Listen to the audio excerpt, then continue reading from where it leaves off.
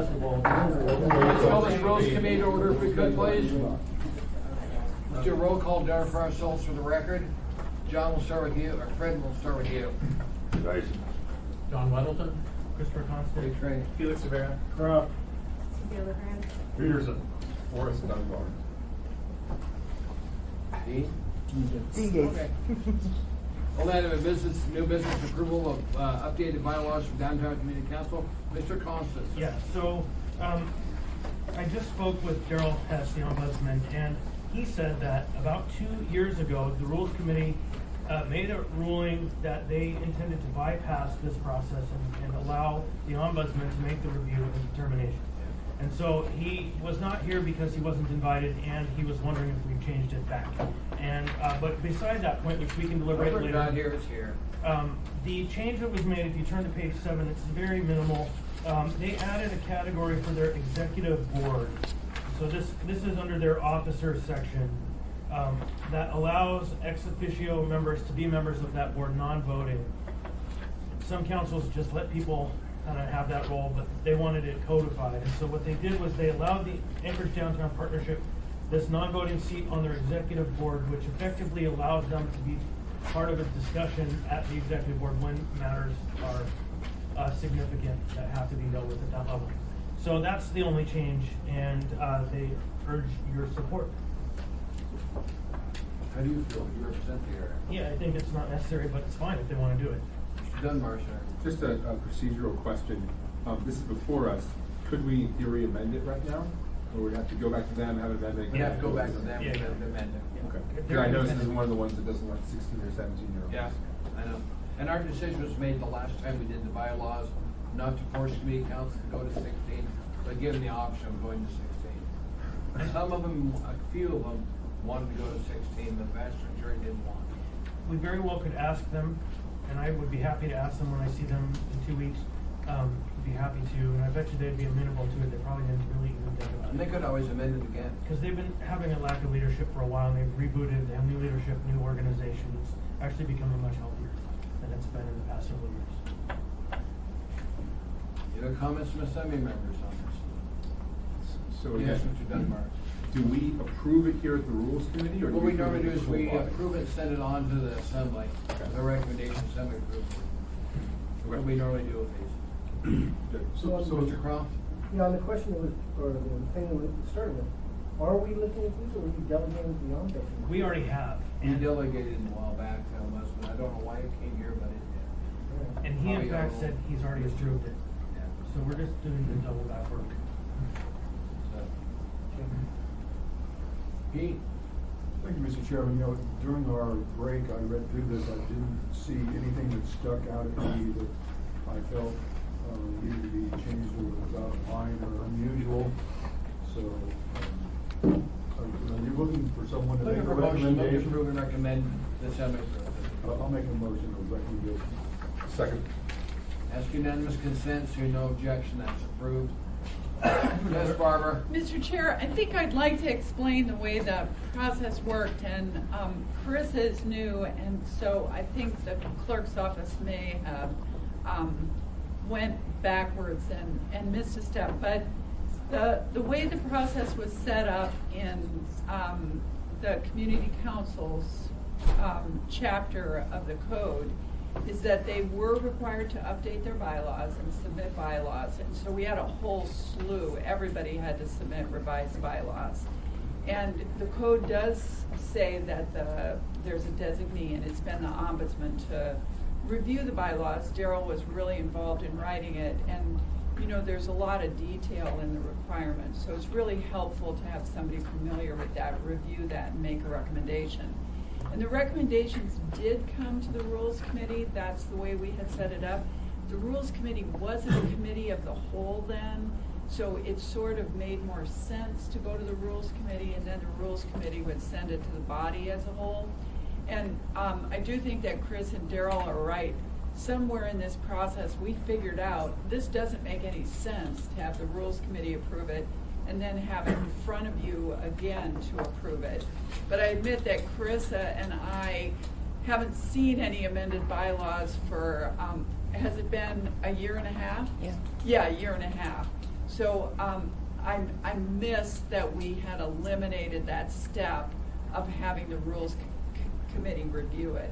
So in the future, when you see these, if they come back with allowing 16-year-olds to vote, it'll go, Daryl will review it and approve it, and then you'll just get the AIM on your agenda, and then your agenda will have the body as a whole approve it. So we'll skip the rules committee meeting, we'll update our procedure for that.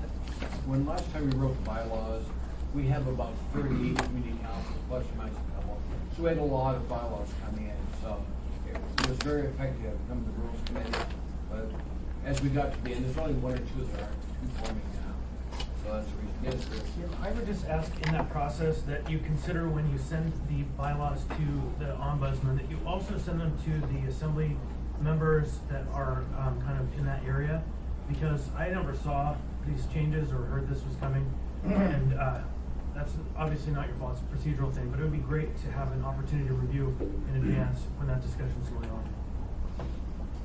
That would not be a problem. I do. Mr. Chair, Yes, sir.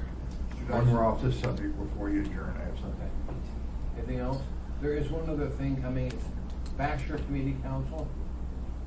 We may end up coming forward to eliminate that community council, that in 3 years. Wait a minute. It's not, maybe not Basher, it's the other one that's out there. Not Second Heights, because they. Well, there's one up there that hasn't met in 3 years. I'll just let you know, it's working its way through the system. I didn't know there was more than. Oh, there is one up there, hasn't met in 3 years. Mr. Dyson? Yeah. So, next meeting we'll have what we do with the Public Safety Advisory Group. And the document, I think, that we submitted and we held in abeyance here as the thing sunsetting in January or something.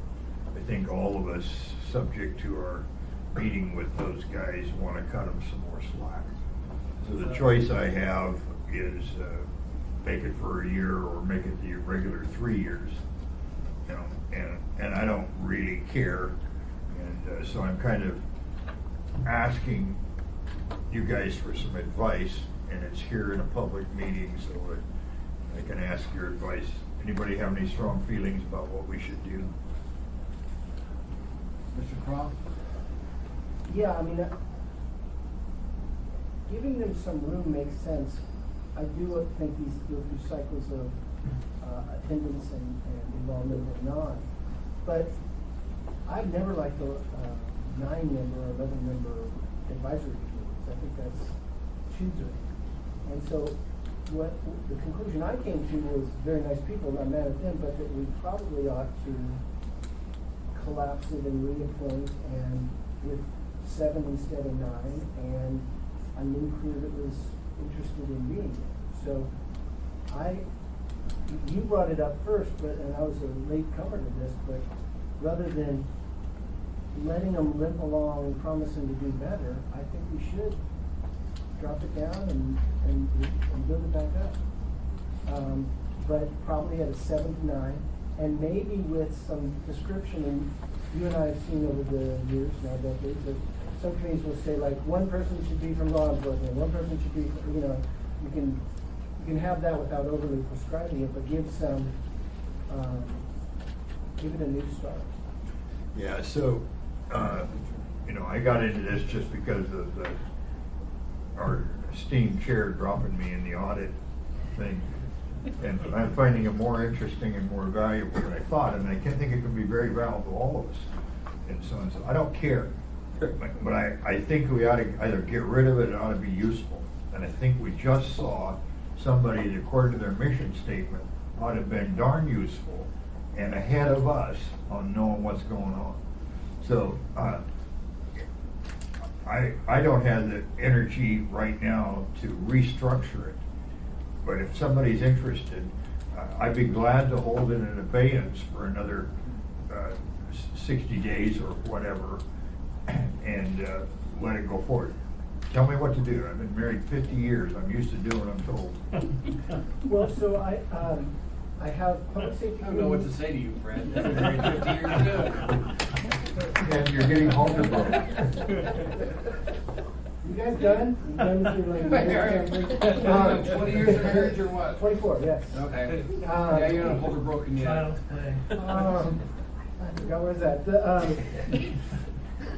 Well, so, Public Safety Committee's first Wednesday of each month, but I held a second date that if I need it, and I think I'm gonna need it in November, December, so I was gonna schedule November, what would that be? Monday's not here for me. But it would be Wednesday the 15th of November, because we're so full of stuff to do. So I can put that on over there, and we can mark up a thing that says, take it down and restructure it this way. Alright. Forrest? I think I'm good. Well, I guess I'll say, I assume if we were to do what you're describing, we need an actual ordinance. That's the So- reason we've got Dean here, let's ask Dean to work on the ordinance for us, along the parameters of being a seven-member body with specific requirements for each of the 7 seats as far as expertise. Right. That makes sense. Yeah, it makes sense, although I don't think we can take very substantive steps toward an ordinance until we have the meeting that Eric describes and have a longer discussion about this. And I think we shut the parameters of at the it. same time, I'm trying to remember, Fred, when exactly, when does that come back up before? Is it on the 7th or is it later? Amy? How far did we push that off? Do we remember? Let's check. I don't remember. Right now, it's just a drafted ordinance. No, not the ordinance, but the, Yeah. we held that. Talking about the audit. Yeah. They're gonna be back in front of us this Tuesday. Yeah, this Tuesday, I think. Well, I guess I would say is, I don't think that accepting that and letting them continue to exist for the next year is incompatible with what Eric is describing. We can let that pass and then come back and reform them. But I think the audit report, I think I amended it so the thing drops dead in January or something like that. So maybe we should re-amend it, give it a year or Barbara? whatever. I No, think but that, Dean and Amy can answer this. You already amended the document, you extended the board, the Public Safety Advisory Commission, until January 20th, right, of 2018? 18, okay. So that's out there. So now you just need another ordinance, and I think Dean's office is working on it. We have them ready. To extend beyond January of 18, or to do whatever you want. So that's something that whoever needs to is probably gonna work with Dean's office. If I Chris? can. Yeah, I am of a different school that I think we ought to consider repealing and replacing, hate to use that term, but recreating this thing as a whole new entity that invigorates it with a new vision and a new direction, as opposed to kind of patching up something that has decayed to the point of basic functionless. That's what Eric wants to do. So Eric, if we leave that January 20 thing, you can easily get that done. It'll keep you out of trouble at Christmas. You might make it to 25 years of marriage. So yeah, we can do that. So if you just pass it the way you did it on Tuesday, then we will bring up 2 things: extending it for a lot longer, which they're already drafting, or repeal and replace, and we can make a reasoned decision which one we want to do, and we can get that done before January. Good, we'll do that. John? We've got to end this, so we have another meeting at 1 o'clock, which is now. I'll talk fast. I think part of the problem is that all our boards, most of them, don't understand how important they can be. I think I made that point when we talked to them, and I had a real similar, the Freight Advisory Committee had gotten this report, and they just kind of went along with staff, accepted it. I read it, it was junk, and I went and met with their board, and I said, no, we are counting on you as the experts. It's an amazing board. These guys are running Linden and stuff, and they know the issues. I said, we need you to tell us. Don't count on us knowing this stuff. And they went, oh, okay. And they looked at it again, and they turned it on its head, and they got things going straight. So I think at some point, we just need to remind these boards. And I think when we heard them, they said, oh, we had meetings and we discussed. We don't want them to discuss. We want them to look and report back to us. They just don't know. So I don't know that we need to really transform it, except that make clear what you're expecting, what we want from them. I think then they'll realize they have an important role. There's smart people on the board. Felix, and then we're gonna end this meeting, because we do have to start the next one. So, I do agree mostly with Mr. Weddleton, though I think this commission is important enough that we should just do a restart. But if Mr. Weddleton, I'm volunteering you since you brought it up. I used to work, when I worked in the administration, boards and commissions was my thing. So I'm not a subject matter expert on it, but I have a lot of experience with boards and commissions. So if you're interested in doing what you're talking about, which is revitalizing them, making sure they have more direct connection to the assembly, I would be interested in working with you on that. I would, yeah, I've gone to a few who do that. And I was on the Bike Ped Advisory Committee for AMAS. They don't have a problem. So I'll do that, I'll put it, so it's December, or November 15th, we'll add a public safety meeting, we'll do that and a couple other things, and then there'll be 2 meetings in December. I think it's a chicken and egg thing, right? You get good people on it. If we're not listening to them or they're not doing active stuff, good people don't want to say if it's a board that's really not doing much. So then the good people get off or don't attend it. So it's both sides. We will actually listen, and then we need to, and then okay. So we'll have those competing things before. I would think, given the crime we've seen in Anchorage, they would have been beating our doors down. They would have been coming to your meeting saying, hey, we've got this problem, why aren't you helping or working with our advisory commission? What do you want to hear from us? Well, we heard nothing for 3 years from them, that concerns me. I personally think it needs restructured and redone, and reinvigorated and brought back. Sometimes you can't kill a dead beast. It's live again, you simply gotta get rid of it and start over. Anyway, this meeting's over with. We'll start the next